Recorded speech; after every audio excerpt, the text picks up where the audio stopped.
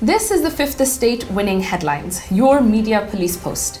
In this segment, we summarize some of the headlines that you may have missed this morning, but we also take a look at the political pieces that we call cartoons in this country.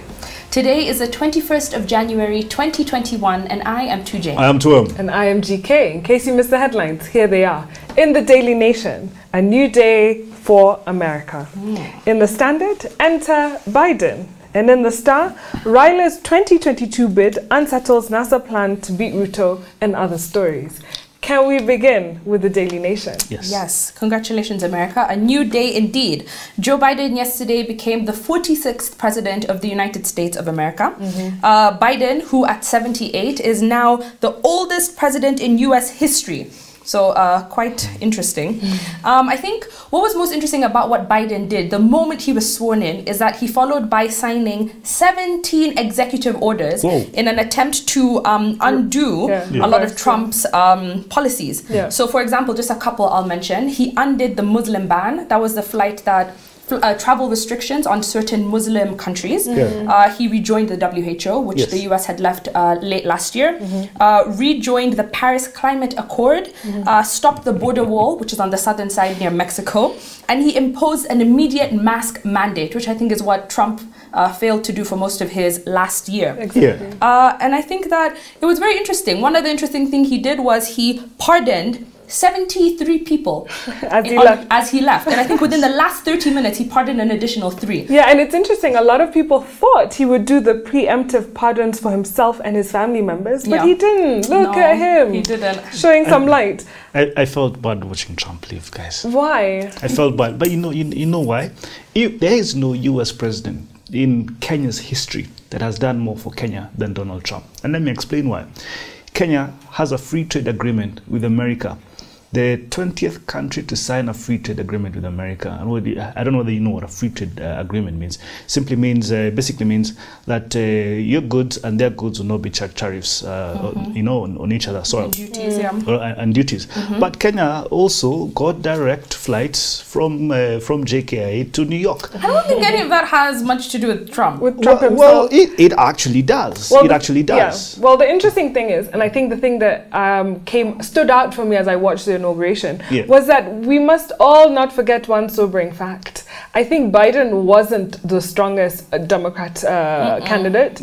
And would he have won had the Black Swan event that was 2020 happened? Had COVID-19 not happened, and had Trump sort of not messed it up, would we still be saying Biden would have come out with the same I don't think outcome? So. Yeah. And Trump still got, this was the most highly voted for election in American history. Absolutely. So I think the stakes are high. I think there's a huge population that is still pro-Trump. The one thing I think that stood out, and we can go into the Standard, which says enter Biden, was that Mike Pence showed up. So he showed up because he knew how important it was for the Vice President's Club to see one of its own transition to being president. I think history will judge him right for standing on the right side of history. Very true. We see that Trump had 46,123 tweets, 20,000 documented lies. So I think, yes, people are glad to see him go. And we will never know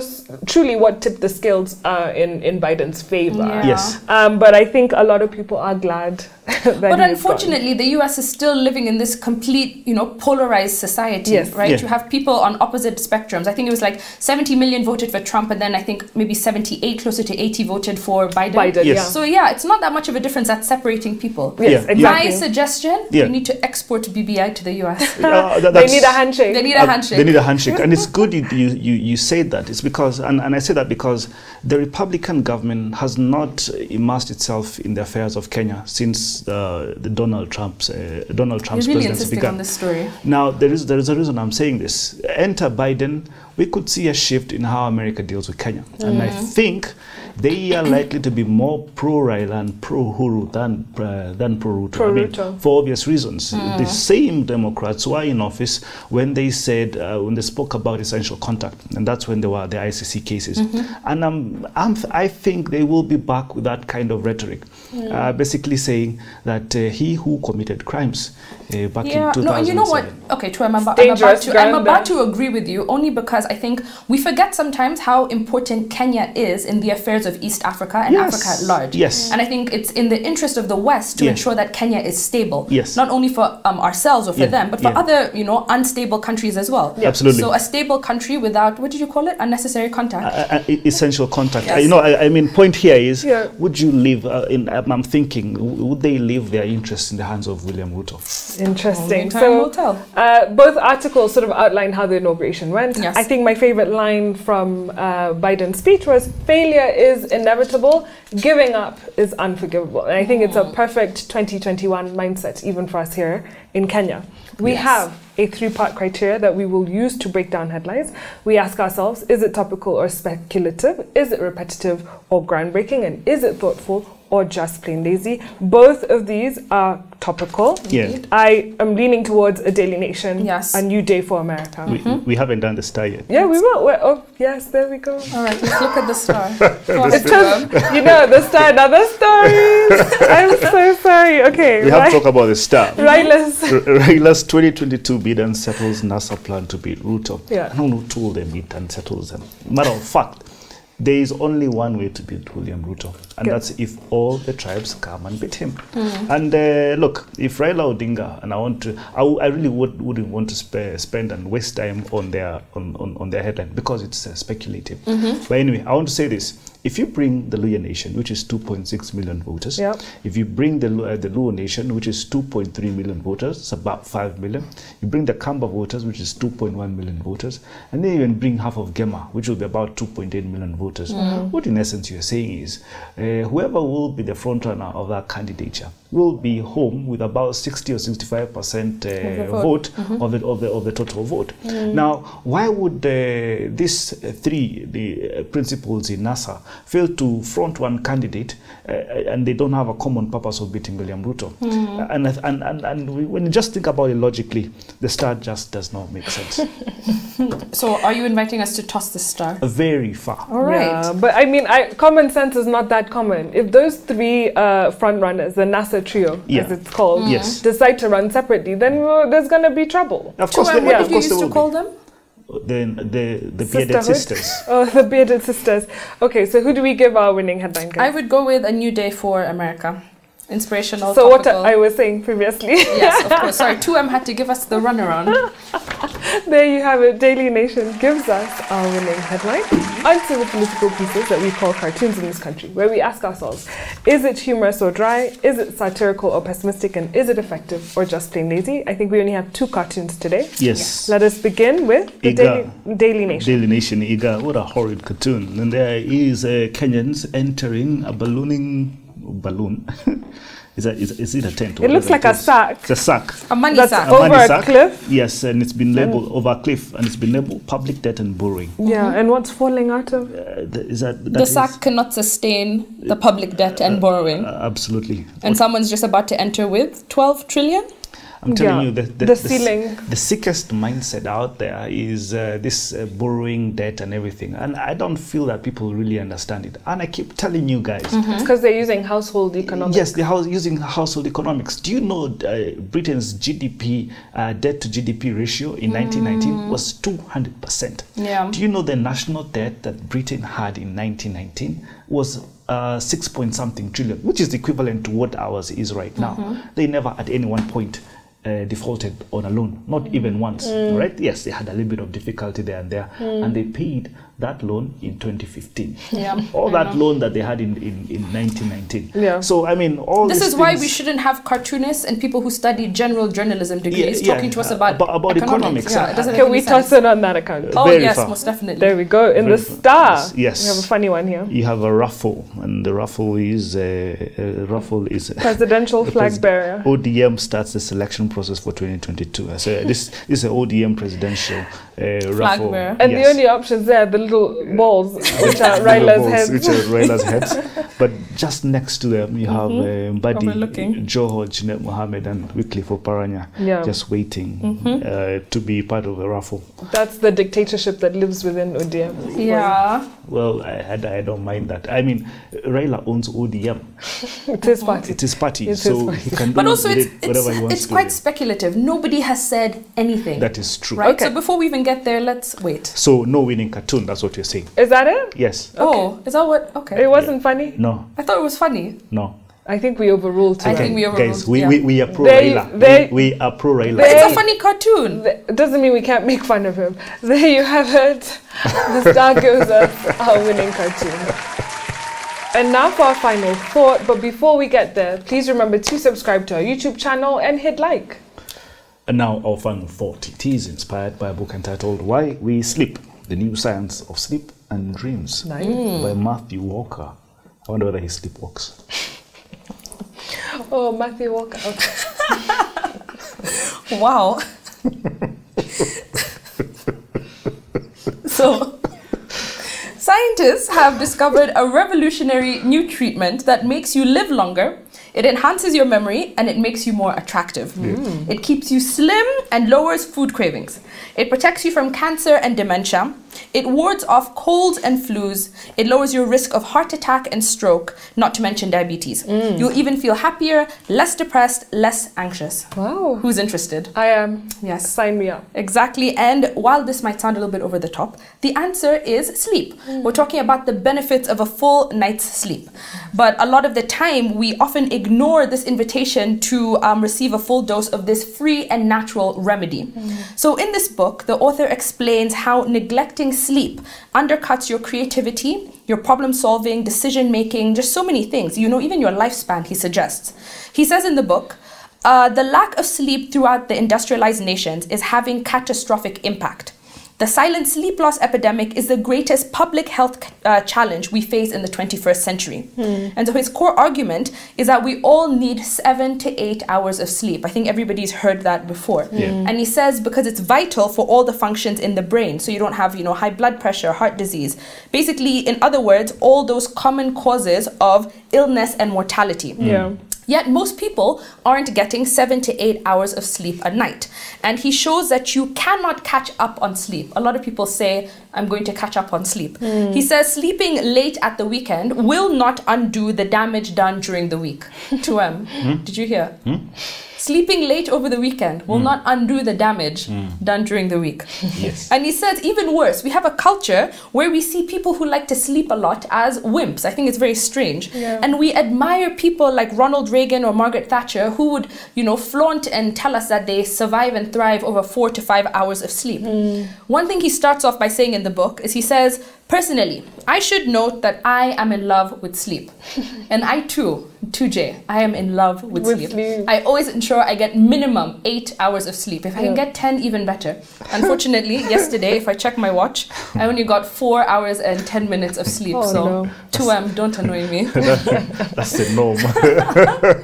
And I'll just end on this note. As much as the book talks about sleep deprivation being a Western or developed world issue, I think there's a lot of new research to suggest that it's also becoming a developing world problem. The first Pan-African and Asian analysis of sleep, conducted by the University of Warwick, revealed that an estimated 150 million adults in the global South suffer from sleep-related problems.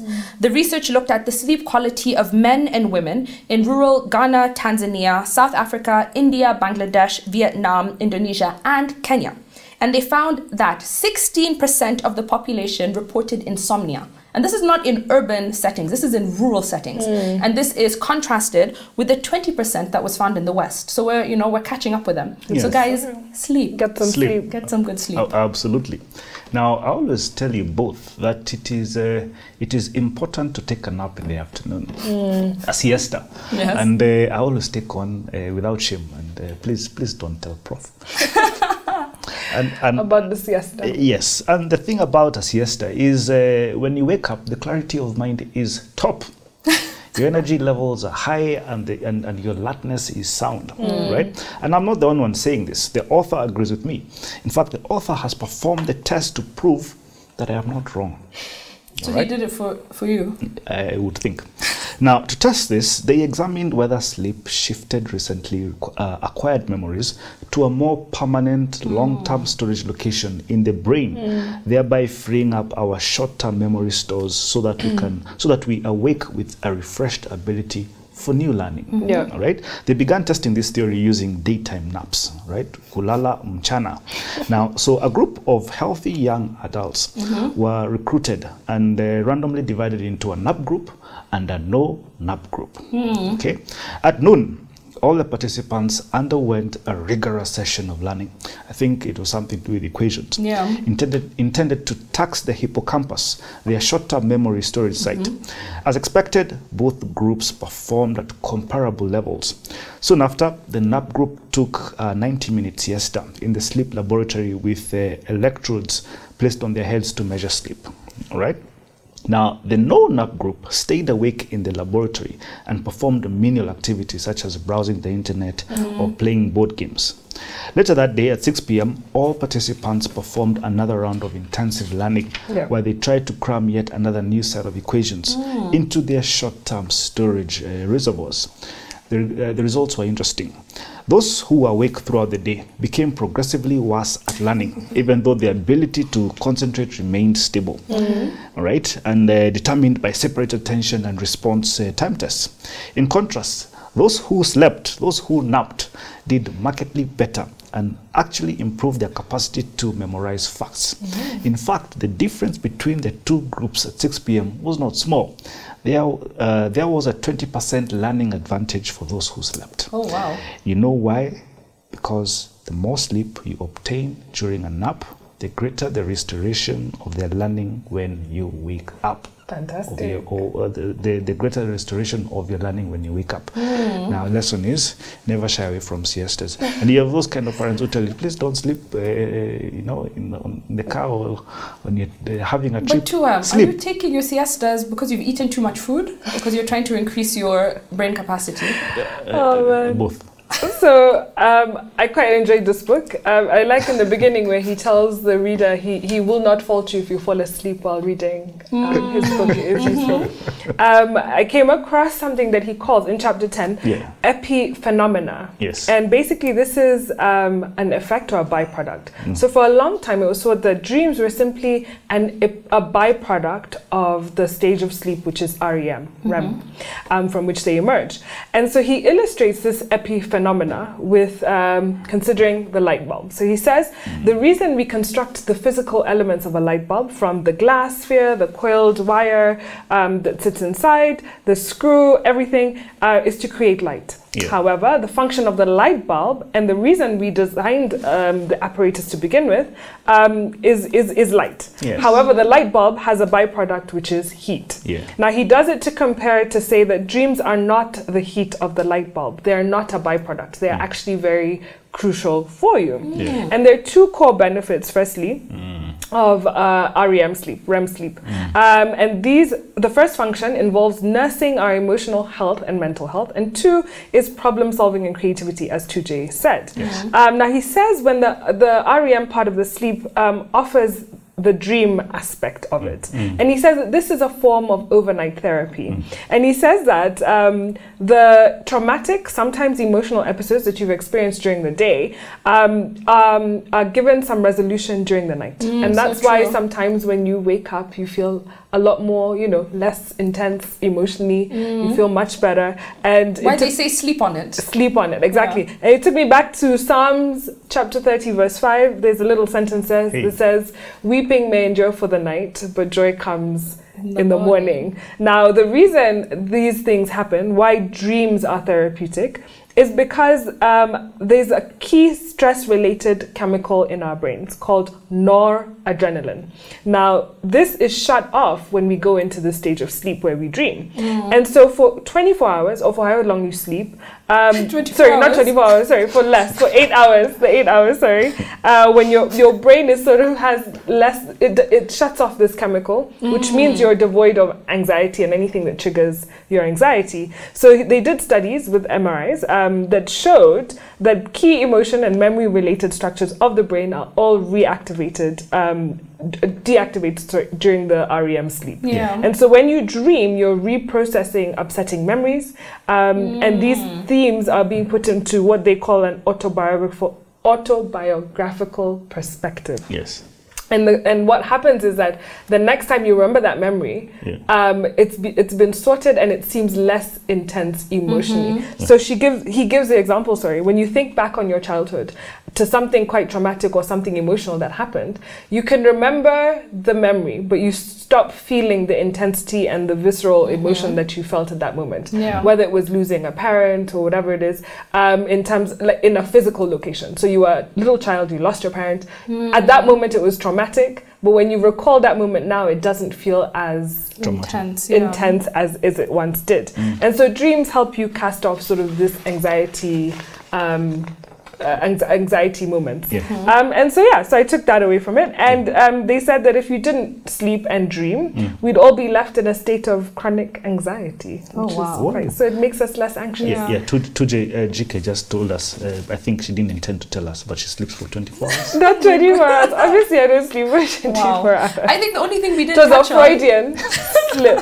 The only thing we didn't touch on are some of the tips that he gives in the book. And I think maybe the best one to take away is put your phone down. Put your phone right, down, you know, as you go to bed, or you know, have the glasses with the blue light, all those kinds of things. Fantastic. So on a day where we had a winning headline from the Daily Nation, winning cartoon from the Star, I will leave you with quotes from the father of dreams, Sigmund Freud. Dreams are often most profound when they seem the most crazy, so pay attention to them. And he also says in his book, The Interpretation of Dreams, the dream is the liberation of the spirit from the pressure of external nature, a detachment of the soul from the fetters of matter. So keep dreaming. Have a lovely evening. Please subscribe to our YouTube channel, but also find us on TV. We're on GoTV, Pang Fita, and Starters. Good night.